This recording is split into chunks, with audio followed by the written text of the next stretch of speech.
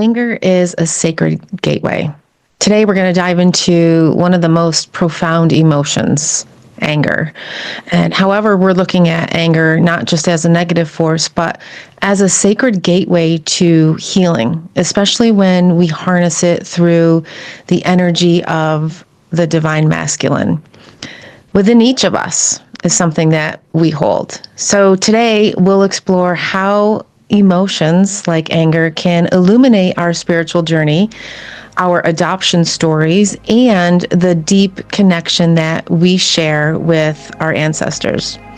This space honors all paths of connection, healing, and family, grounding ourselves in sacred teachings as we are anchored in ancient roots, ready to rise from the soil of our past. I'm Irene Stupski, here to guide you through stories, insights, and spiritual practices that will help you heal and rediscover your true belonging.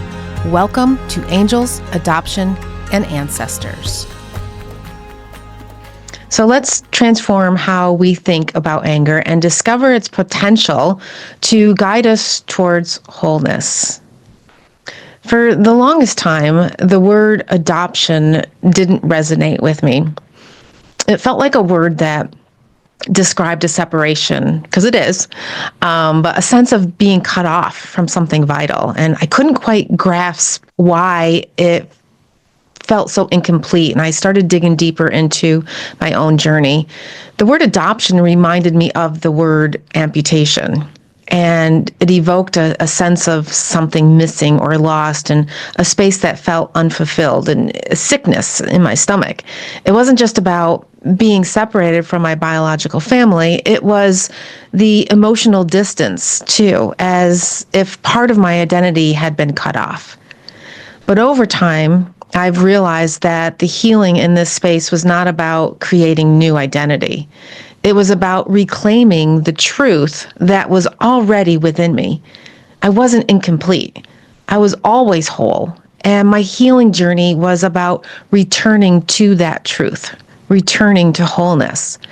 So listening to a conversation the other day between Rebecca Campbell and Chris Carr on one of Rebecca's returning podcasts, it brought a realization to me, a big aha moment when Chris Carr, who's adopted, by the way, said something that struck me.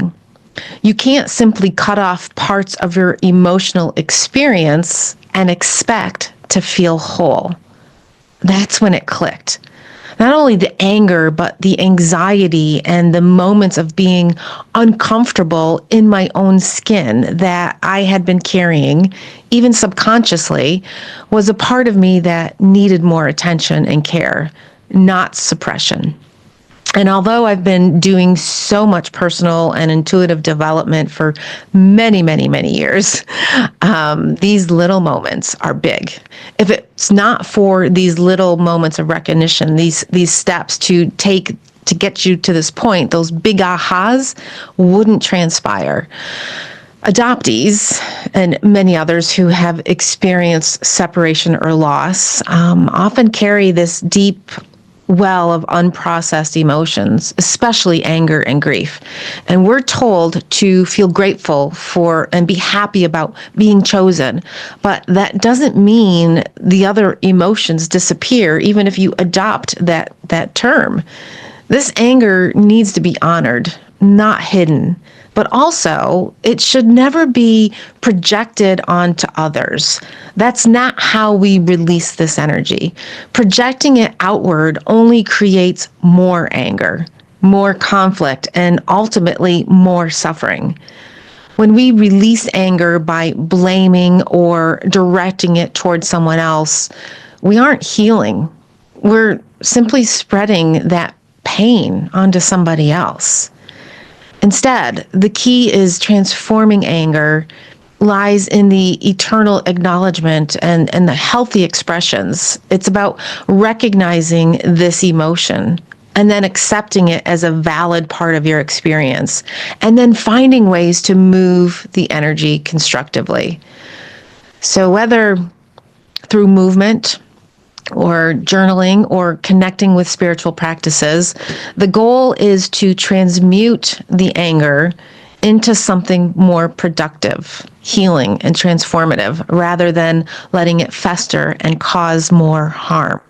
This approach helps us break the cycle and move toward true healing, and where we can release anger from within without adding more to the world around us. It wasn't an emotion that I even knew I carried, and when I did, I didn't feel comfortable talking about it. Instead, it expressed itself in arguments and defiance, disdain, and disconnection. This anger, when ignored or suppressed, often bursts forth in unhealthy ways. It even pushes loved ones away, and it leaves you feeling very lonely, the exact feeling that you probably are trying to avoid. By going through the journey, I've learned that I can also serve this anger as a sacred gateway to a deeper healing within myself. I realized that a lot of the anger I was carrying wasn't only mine. It was ancestral. It was passed down through generations. This realization came to me during a deep meditation where I connected with the Akashic records, something I really love to do often. And I began to understand that we inherit more than just DNA from our biological families and our adoptive families. We carry the emotional imprints of their unresolved pain. Whether we like it or not, we do. And this pain manifests on its own, and it's part of your healing process to recognize this and to balance this energy, this divine masculine energy that connects us to so much. This is about protection and action and strength. And when anger is allowed to flow healthily, it becomes a transformative force rather than a destructive one. So through this balance, we can process our anger and use it as fuel for our healing and our growth. We can fuel the fire, so to speak. But how do we move this energy, you might be asking? Emotion is energy, and it's a motion of movement, and motion is energy as well. And energy moves us from one destination to another, much like a dance. So picture the fog rising above the water, weaving in and out and creating its own path, and it moves effortlessly, and it's flowing in its natural state. When we allow our emotions to flow in this way, rather than bottling them up, we open ourselves to transformation. Emotion, when embraced, becomes the force that carries us through life's changes, allowing us to evolve the way we're meant to. It's in this flow that we find healing, clarity, and alignment. And just like the fog, we move, we adapt, and we create our own path moving forward. Here are some ways to move your energy if you're new to all of this. Physical movement on its own, like walking or dancing and yoga, it helps to shift the energy within the body where it stores itself. And breathing exercises or meditation and journaling and connecting to the Akashic records or performing chakra balancing techniques, as well as journal writing about your feelings to release them. Creative expression, painting, singing, crafting, these all help to move blocked emotions within your body. Energy healing with practices like Reiki, acupuncture, or sound therapy, and grounding activities, sacred grounding, spending time in nature, walking barefoot, or practicing mindfulness, laughter, joy. Watch a funny movie, play with your pets, or engage in a lighthearted activity. My personal favorite is soul journeying. They're a deep meditation that's guided to the Akashic records and other beautiful spaces. And it allows me to bring the subconscious into the conscious awareness and transform that energy to fuel more spiritual growth for myself. That's why I've created the monthly Sacred Light Circle, where we meet both through Zoom and in person at times to explore these practices together. It's more powerful in a group. You can find more details if you're interested in that at michelleirene.com if you'd like to join us sometime. But today's sacred invocation is an invitation to recognize the spaces where we are angry or when it arises and look at it without judgment.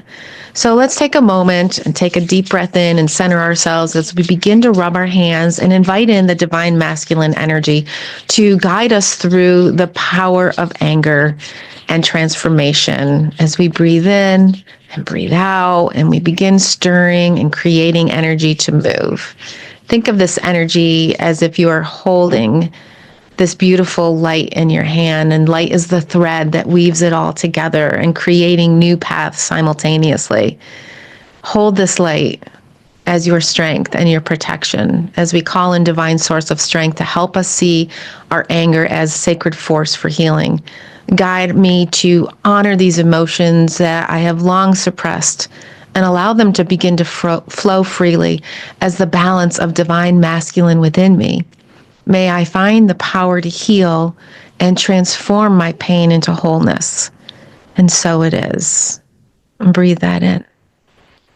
In this moment, our soul begins to whisper wisdom, and she asks you, what emotions are you carrying that need to be acknowledged and honored today?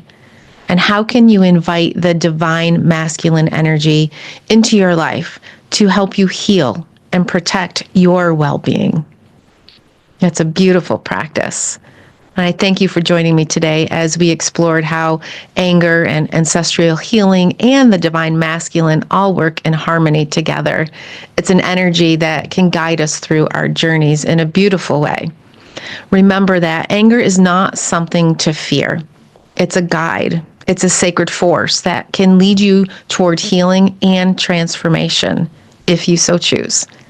If today's message resonated with you in any way, be sure to subscribe if you haven't already and share this episode with somebody that may need to hear this message. And don't forget to visit michelleirene.com for your personal angelic oracle messages and more divine tools for your beautiful spiritual journey, such as the Sacred Light Circle, an evening of meditation and reflection and diving deep into these passageways through open discussions and journal writing. So take time each day to ask yourself, what am I ready to release and what am I ready to embrace? Allow your angel team to guide you through this process of self-discovery and healing. Until next time, may your heart be light, your steps sure, and your spirit soar freely. I'm Michelle Irene Stupski. Until next time.